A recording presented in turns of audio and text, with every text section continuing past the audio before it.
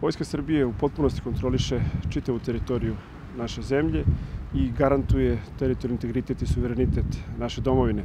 Nikakve separatističke provokacije, nikakve političke provokacije ne mogu na bilo koji način da ugroze mir, stabilnost, bezbednost, sigurnost i naš način života za svakog građanina naše zemlje. Vojska Srbije obezbeđuje mir, bez obzira da li je to Novi Sad ili Preševo, i svaki naš građanin može da bude siguran da će mu biti garantovana sva prava, njegova čast, njegova imovina i njegova sloboda. Ideje o stvaranju velike Albanije, ideje o promeni granica Republike Srbije, ideje koje mogu da zapale čitav Balkan, nisu ideje koje mogu da prođu na prostoru Republike Srbije i Vojska Srbije je svojom spremom, svojom obučenošću, svojom angažovanošću najvažniji garant mira na prostoru čitavog Balkana.